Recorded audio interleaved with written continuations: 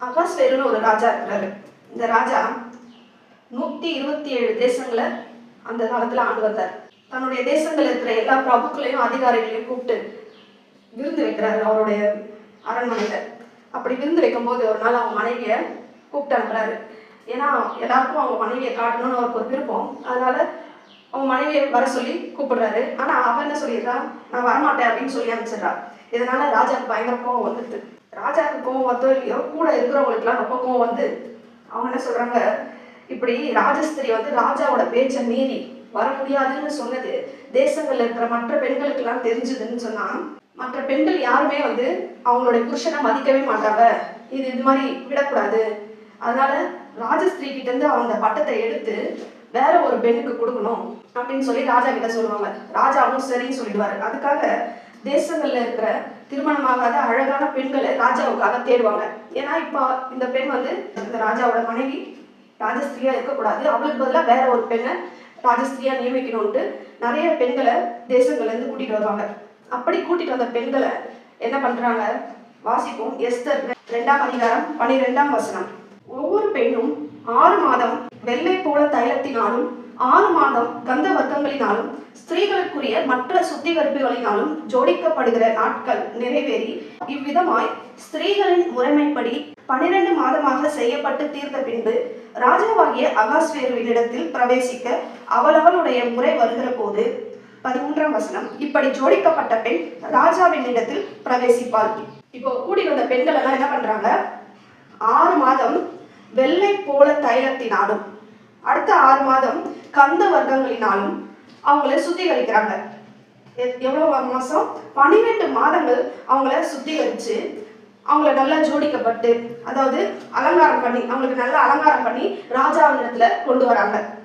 பாருங்க, உலகபூர்வமா ஒரு ராஜாவுக்கு மனைவியாக கொடுக்கப்படணும் அப்படின்னு சொன்னா அந்த பெண்ணை 12 மாதங்கள் அளவும் சுத்திகரிக்கிறார்கள்.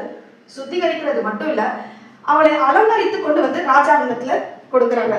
உலகபூர்வமான ராஜாக்கே இவ்வளவு சுத்திகரிப்பு தேவைப்படுதுன்னு சொன்னா, அப்போ நம்முடைய ராஜாதி ராஜாவாக இருக்கக்கூடிய இயேசு கிறிஸ்துவாகிய மணவாளன் வரும்போது நாம எப்படிப்பட்ட சுத்திகரிப்பை பெற்றுக்கொண்டு எப்படிப்பட்ட அலங்காரத்தோடு அவருக்கு முன்பாக போக வேண்டும். இவங்க பண்றது வெறும் சரீர சுத்திகரிப்பு தான். இந்த கந்த வர்க்கங்களும் வெள்ளை போல தைலங்களும் இதெல்லாம் என்ன, வாசனை திரவியங்கள். இதை கொண்டு 12 மாதங்கள் அவர்கள் சுத்திகரிக்கப்படுகிறார்கள். ஆனா தேவன் நம்ம இடத்துல எதை எதிர்பார்க்கிறார்? வெறும் சரீர சுத்திகரிப்பும் சரீர அலங்காரத்தையும் இல்ல, தேவன் உள்ளான சுத்திகரிப்பை, அதாவது நம் இருதய சுத்திகரிப்பை எதிர்பார்க்கிறார். பரிசுத்த அலங்காரத்துடனே தேவனை தொழுது கொள்ளுங்கள் என்று வசனம் சொல்கிறது இல்லையா? அப்போ தேவன் இருதயத்தின் சுத்திகரிப்பை தான் எதிர்பார்க்கிறார். நம்மளுடைய இயேசு கிறிஸ்து வரும்போது, மணவாளனாக வரும்போது, மணவாட்டியாக இருக்கக்கூடிய நாம வெறும் சரீர சுத்திகரிப்போடு இருந்தா போதாது. ஏன்னா பழைய ஏற்பாட்டு நியாய பிரமாணம் எல்லாம் பாத்தீங்கன்னா எல்லாமே சரீர சுத்திகரிப்பை தான் நம்ம பார்க்க முடியும் இல்லையா? அதாவது ஒரு செத்த சரீரத்தை தொட்டா தன்னை சுத்திகரிச்சுக்கணும், அது ஒரு தீட்டு. பாவம் செய்துட்டா பலி செலுத்தி தன்னை சுத்திகரிக்கணும், பலி செலுத்தி அந்த ரத்தத்தினால தன்னை சுத்திகரித்துக் கொள்ளணும். பெண்களுக்கு குழந்தை பிறந்தா அவங்களுக்கு இத்தனை நாள் கழிச்சு அவங்களுக்குன்னு ஒரு சுத்திகரிப்பு இருக்கு, அவங்க போய் தங்களை சுத்திகரித்துக் கொள்ளணும். குஷ்டரோகம் வந்தா அவங்களுக்குன்னு ஒரு சுத்திகரிப்பு இருக்கு. அப்படிப்பட்ட பல சுத்திகரிப்புகள், அதாவது இதெல்லாம் எதை குறிக்குது? சரீர சுத்திகரிப்பை குறிக்குது. எல்லாமே சரீர சுத்திகரிப்பு தான். ஆனா இதுல இருதயத்தின் சுத்திகரிப்பு இருக்கான்னு கேட்டால் இதுல இல்லையா? இப்படிப்பட்ட சரீர சுத்திகரிப்பின் மூலமாக நம்ம தேவன் இடத்துல சேர முடியுமா? நிச்சயமா சேர முடியாது. அப்போ ஏன் நம்ம இவ்வளவு சரீர சுத்திகரிப்பெல்லாம் செய்யணும்? ஏன் செய்யறோம்னா, தேவனுடைய உடன்படிக்கைக்குள்ள இருக்கும்போது தேவனுடைய ஆசீர்வாதங்களை எல்லாம் பெற்று அனுபவிக்கணும்னா இப்படிப்பட்ட சரீர சுத்திகரிப்பு தேவைப்படுகிறது. அதற்காக ஏற்படுத்தப்பட்டது தான் அந்த நியாயப்பிரமாணங்கள். மார்க் 7ஆம் அதிகாரத்துல இயேசுவை பார்க்கறதுக்கு பரிசேயரும் வேதபாரகரும் வராங்க. அவங்க வரும்போது இயேசுடைய சீஷர்கள் கை கழுவாம அசுத்த கையோடவே அவங்க சாப்பிட்றத பாக்குறாங்க.